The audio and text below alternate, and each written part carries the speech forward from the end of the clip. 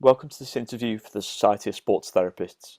I'm Christian Weaver, and today I'm speaking with sports therapist and PhD candidate Kirsten Wing.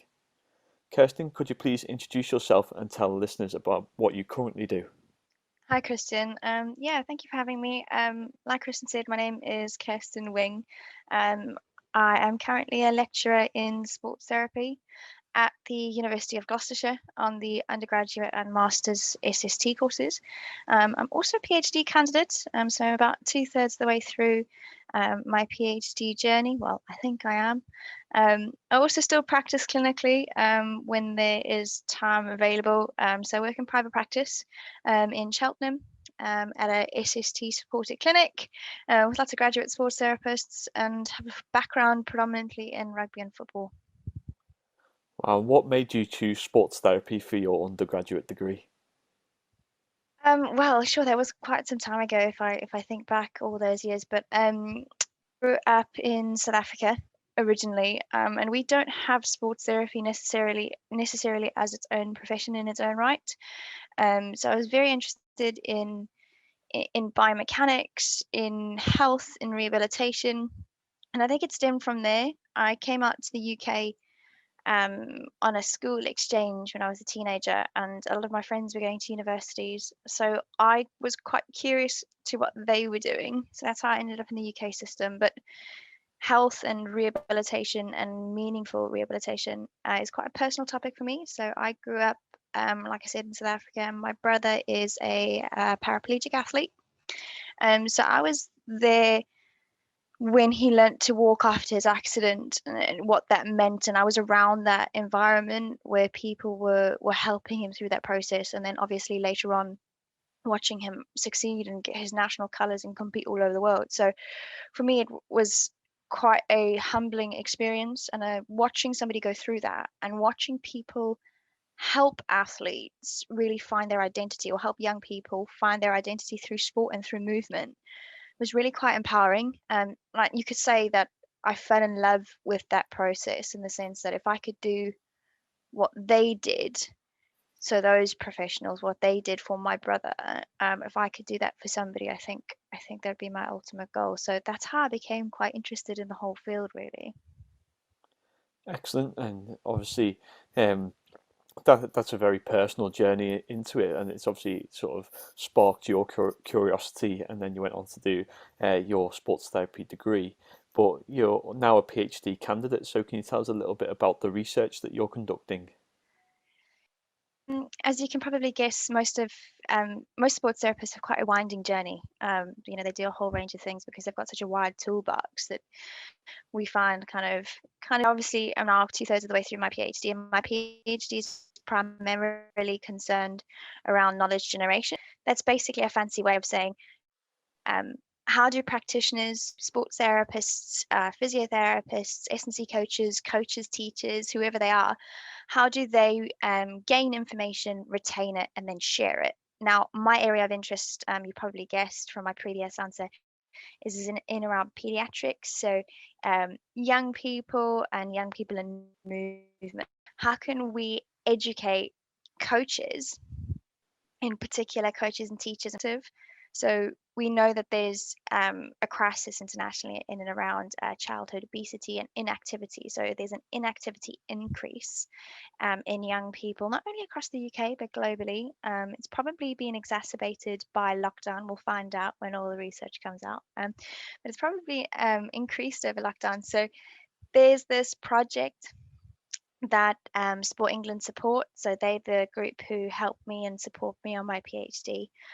Um, they look into projects. One of them is called Boing, as in bouncing, and it's an intervention to educate practitioners around getting kids active in a fun way. There are lots of those programs out there. So my research in kind of layman's terms. So my job is, because I'm passionate about kids, getting kids active, and the coaches, teachers, kind of upskilled and more knowledgeable. It's kind of a merging of those two. So I go in and I evaluate this project and find out what it looks like for the end user. Is it being an impact on the kids? What are the coaches and teachers and therapists saying? So it's just to understand and evaluate that program's impact. That's quite a fashionable word that we like to use. So it's an impact study. Okay, and obviously your sports therapy degree fed into you maybe taking up that kind of research opportunity. So what kind of things did you learn during your sports therapy degree that you're now using as part of your PhD?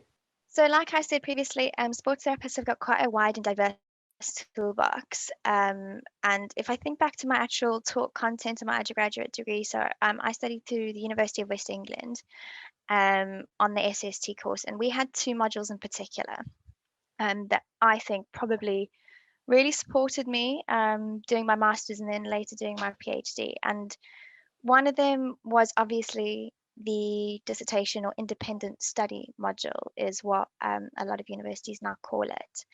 And that kind of gave me the confidence to ask really tough questions. So, as an undergraduate degree, I did a fairly controversial study into um, age provision in community rugby.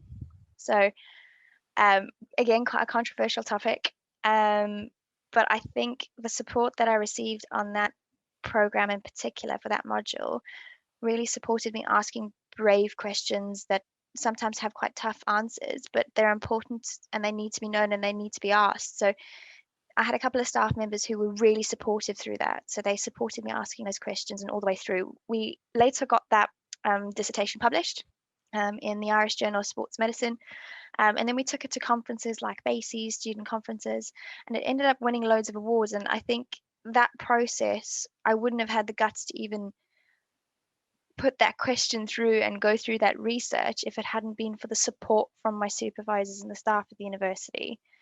The other module that we did as undergraduates, and it was part of our final year, was a multidisciplinary module. So learning to work with other practitioners in various environments. So those are your coaches, your S&C coaches, your nutritionists, your psychs, whoever is in that kind of interdisciplinary, multidisciplinary team. And I think learning to work in that environment as a sports therapist, understanding what my role was in that wider setting really was so valuable for me. We were asked to communicate in different ways. We were asked to listen in different ways. And all of the research questions that I now ask, so both from my undergraduate dissertation, my master's dissertation, and my PhD, all of those questions have come from conversations with practitioners outside of my own discipline.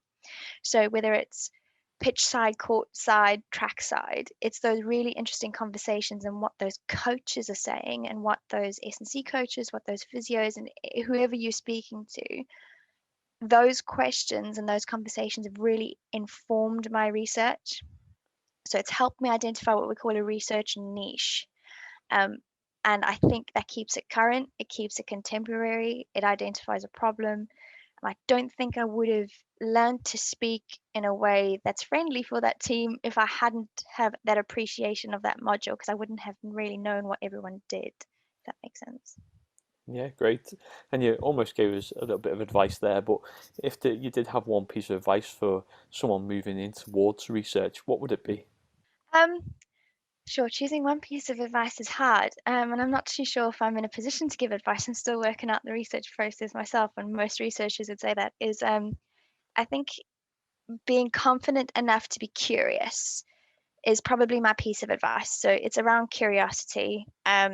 Now, being curious can kind of underpin all of your modules and underpin all of your competencies as a sports therapist. So if you look at those pillars of sports therapy and all those competencies, being curious and at times, yes, maybe nosy, might help you develop those skills. Now, being confident to be curious is quite a challenging thing sometimes. And my second piece of advice leads on to that, if that makes sense, is find people who support you being curious. Because at times the research process is incredibly lonely and it can be quite daunting. So having those people around you who give you support and encourage you asking those questions and also check and challenge you, which might be really uncomfortable at times, but it's so important in the process. So if I think about myself, I mentioned those supervisors and as members of staff who helped me with my dissertation. Two staff in particular, Kane Clark and Dean Seliger. They really supported me asking those tough questions, and they kept it relevant, if that makes sense. So they gave me the confidence to take it to conferences, to present it, to get some feedback. And then later on my placements in my third year, when I started to kind of ask more questions that led to my master's, people, coaches like Paul Gardner and Ryan May at West Bromwich Albion, my themes and my questions actually came from conversations I had with them, and they supported me being curious. So my master's dissertation ended up being completely out of discipline for me, really. It was a biomechanics study into cognitive fatigue in youth athletes, particularly the landing mechanic. So we had a conversation on the pitch side around how concerned the coaches were around injury risk when the boys had been at school. So I was on placement at a professional football club when the boys had been on school and they were coming to day release for us.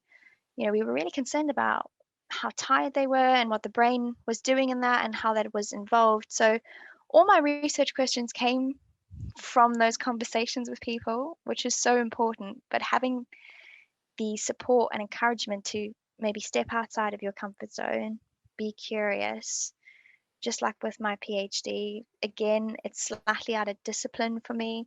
But having people like Will Roberts and Mark de St. Croix support me through that and telling me that, yes, it's going to be tough, but be curious, keep being curious, keep asking the questions is really important. Yeah, and I like the term respectful questioning, which is almost taking that stage where you're starting to be respectful about what you're doing, but you're actually questioning what you do as a practitioner, and maybe within those conversations, as you mentioned, which then does lead on to other things, which is really interesting. So thank you very much for taking the time to tell us about your PhD and the research that you've been doing. And obviously, we're delighted that you're a member of the Society of Sports Therapists.